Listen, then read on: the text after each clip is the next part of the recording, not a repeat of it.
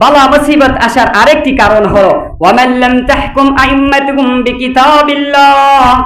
দেশ তো স্বাধীন হয়েছে, ঠিক আছে, কিন্তু এবার আপনি হাদিসের ভাষা অনুযায়ী আমাদেরকে একটি অভিযোগ কিংবা আমাদের একটি টিপস দিচ্ছেন, সেটা হলো ওয়ামান লাম তাহকুম আইম্মাতুকুম বিকিতাবিল্লাহ।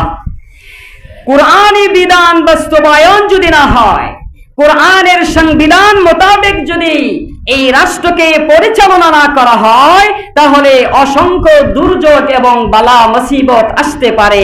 মানুষের অধিকার আবার ছিন্ন হয়ে যাবে, মানুষের মুক্ত স্বাধীন হাসি আবার ফুরিয়ে যাবে। ঐক্যবদ্ধ যদি থাকেও ও এর পরেও ওই জাতি জালেমে পরিণত হবে। ওমান লাম তাহকুম আইম্মাতিকুম বিকিতাবিল্লাহ। যদি এই স্বাধীন দেশে আল্লাহর জমিনে আল্লাহর কিতাবুল্লাহর বিধান যদি বাস্তবায়ন না করা হয়, তবে আমাদের ওপর আল্লাহ তাআলা দুর্যোগ পাঠাবেন।